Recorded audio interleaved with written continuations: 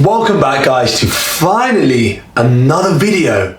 Finally. So this video is on sleep and how you can get a better night's sleep. I know I did one a while back, but this is a way more updated version. So sleep, in case you didn't know the benefits, can enhance muscle gain, can help with fat loss, can protect your heart, can also improve brain function. So stay tuned if you want to find out the best tips, tricks, hacks I've been using to get better night's sleep.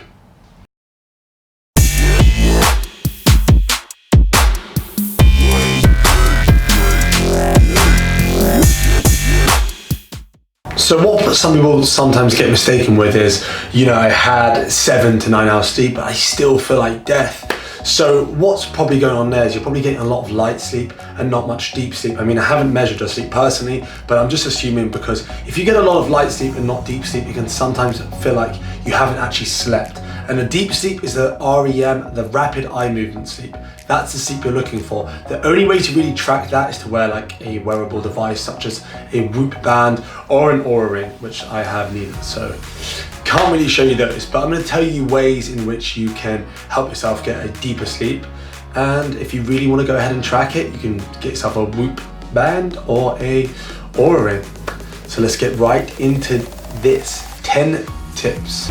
So number 1 on my list is reduce blue light exposure. So that comes in a form of street lights, that comes in a form of car lights, mobile phones, laptops, TVs, LEDs, anything of the sort. So what blue light can do is actually reduce levels of melatonin and tell your body it's awake and tell your body it's daytime. So daytime exposure of blue light can actually be a good thing to some degree. You don't want to overexpose your eyes to it, but at night time you don't want to be exposed to that. So some ways you can protect yourself: you make sure you draw the curtains, get some blackout blinds, get yourself a pair of these, even if you don't think they're cool. These are blue light blocking glasses. This particular brand, because I know you're probably thinking those are super cool. These are from Raw Optics. And another thing, if you find you don't have very good blinds, or you find the light gets through, you want to wear one of these when you sleep. This is a Sleep Master. This is an eye mask. You can get an eye mask from somewhere else, but this from personal use, I can say this is the best eye mask I've ever used. This is great for napping in the daytime as well, if you want to nap in the daytime. And the blue light blocking glasses you can put on as soon as it gets dark. So if you're working at the office and you know you're going to get a tube or get like your drive back or anything, put these on and you will block the blue light. Actually, life will be orange. Life will be pretty darn cool. So give these a try. Raw Optics is the brand I use. You can use any brand you like, as long as they actually do protect you from the blue light. From now on, it's not in any particular order. So number 2, I wouldn't drink water too soon before you sleep. I personally stop drinking water 1.5 to 2 hours before I sleep. You don't really want to disturb your sleep. You don't want to disturb that REM. And then when you come back to sleep, you either can't get back to sleep, which happens to a lot of people, or you just disturb the deep sleep and you go back into a light sleep. So that's my second tip.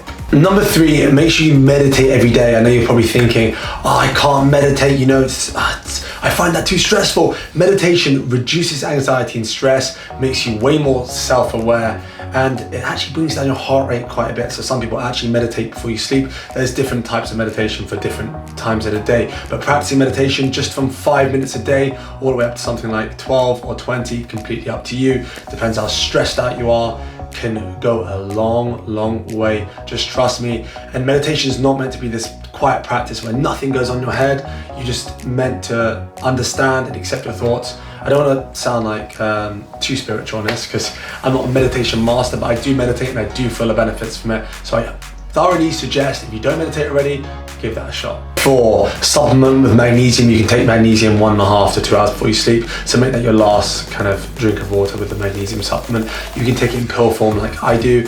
I actually use 2,500 milligrams of biglycinate mixed with 200 grams of malate. You can use whichever form you want, but I'll put the most absorbable forms. I'll put some trustworthy brands below so you can take a pick. I don't really have any brand loyalty, but the specific one I use is by Love Life Supplements. It's purely because that is the best price you could find for a biglycinate. If you can find a better price, love to know, or I'd love to know what you use. You can use a magnesium spray, but I find gets a bit sticky, and can actually make you a bit uncomfortable when you're trying to get comfortable for bed. Number 5, make sure you're in a room that's not too hot. So if you have a heater in your room and you have a thermostat, turn that heater off. Cool down your room completely as much as possible. Open your windows. I usually open my windows about 30 to 45 minutes before I sleep. I don't sleep with them open, but I definitely make sure my heater's off. And if you have a problem with layers or blankets and you get too hot from those, take a few off. So I'm gonna make some enemies with this one. Don't drink caffeine after 12 p.m. That means noontime. Ditch the caffeine.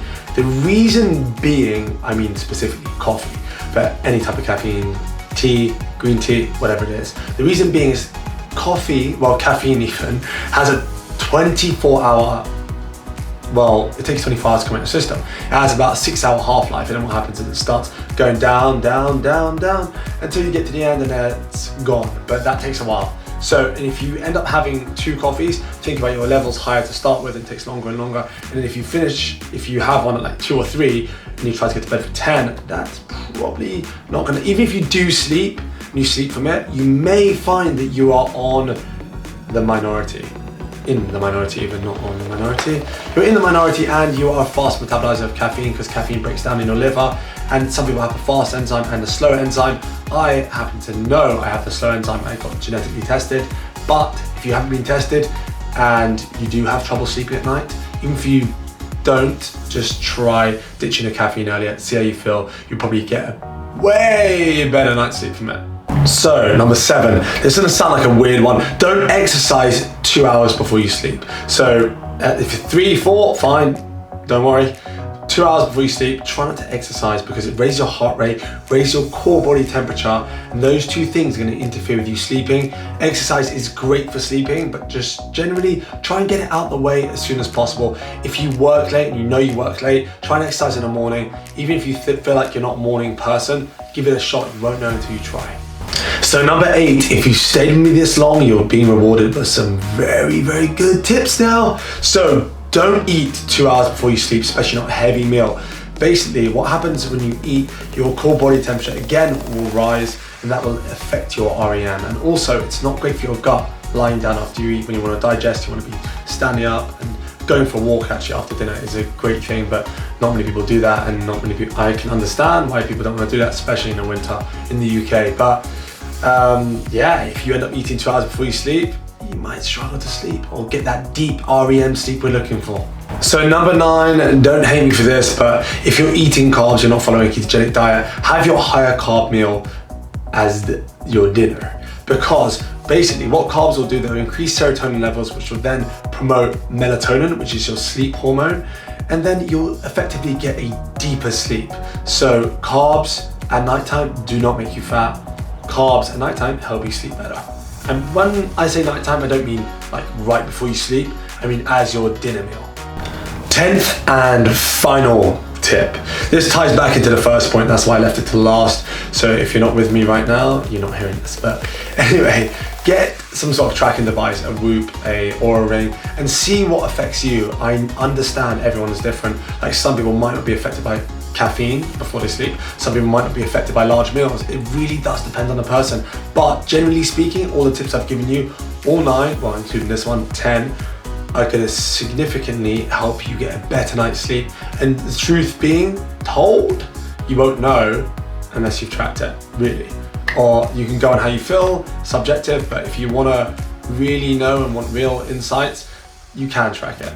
And you don't have to track it, but that would be the best way. If you really struggle with sleep, definitely track it. And remember, I'm not a sleep expert, so if you really struggle with insomnia and really bad sleep, I suggest seeing a sleep expert of some sort. And no, I cannot recommend anyone. I'm not Dr. Sleep, you know. So that is all for this video. So hit that thumbs up if you enjoyed the video, thumbs down if you didn't, but hopefully you did enjoy the video, because once you start implementing things like this, you'll get a much better night's sleep and you'll thank me. Well, maybe not just me, but you might thank me. Comment below if you've got any other additional tips. I do have more tips, but I can go on forever. So, you know, I have to sign out at some point. So until the next video, keep pushing those limits.